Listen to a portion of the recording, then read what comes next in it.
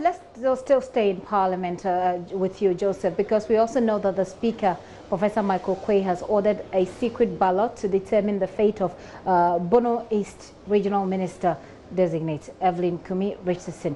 We know that the nominee has been accused of perjury by the minority and that she appeared before Parliament's Appointment Committee for voting last month as the only person among the list of minister and deputy minister designate nominated by the president who is yet to be approved. What is the status of this secret ballot, Joseph?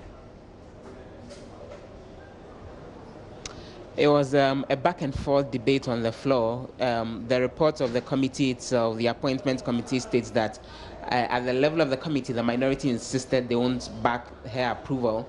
On the floor, they raised Samuel Okujeto-Ablakwa, who is a member of the committee, indicated that she had told lies, and he used that particular word when he debated the matter.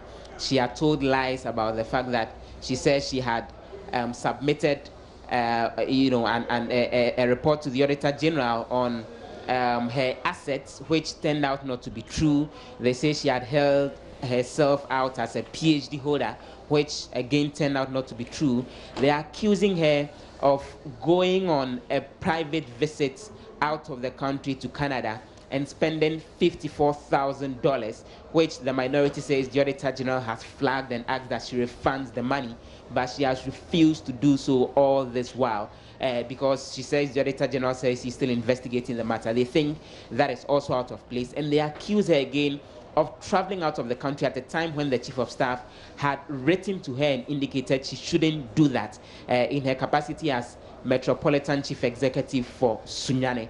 And based on all this, they say they are not backing her approval. The majority has defended her and said that the Constitution gives a bar beyond which anyone can be a Minister of State, including the fact that you shouldn't have served in jail for a number of years and a number of other things. And Esla Usu, who is the Minister for Communications, debated this on the floor and indicated that she deserves to be approved.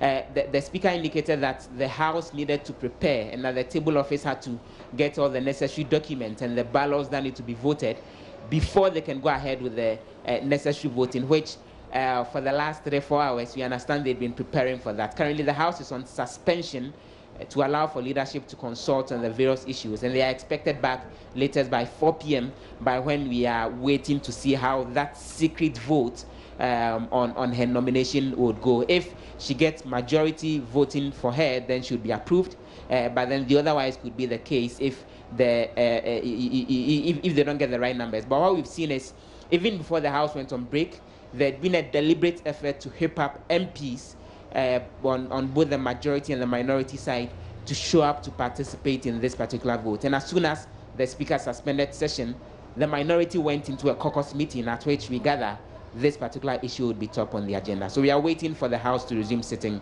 so that particular issue can be dealt with. It'll be very interesting to know what that result will be. But you did indicate that the majority has been defending her.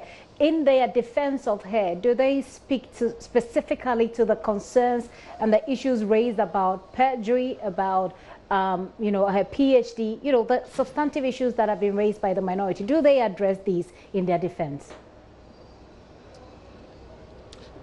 So let me go through them. So the majority leader, Chairman Sabonsu, drew attention that, even when she came to the House with the CV and other documents, there was no indication in those documents that she was a PhD holder, and that she had actually attended an academic institution which had had its accreditation revoked, and she had written to the National Accreditation Board seeking clarity on the status of her PhD. And so that's what they are waiting for. And so you can go ahead and conclude that after she had gone through a training and gotten her PhD, and then there's a situation where the institution's accreditation had been revoked, you can't say she can't hold herself out as a PhD holder.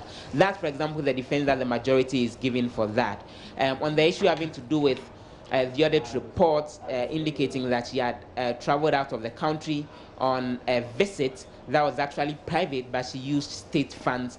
The majority, and particularly Obi Amwa, one of the MPs who debated the issue, indicated that this issue, per the letter that came from the Auditor General to the Appointment Committee, is still under investigation, and that the issues were specifically raised in a management letter which is not equivalent to a complete audit report that indict her.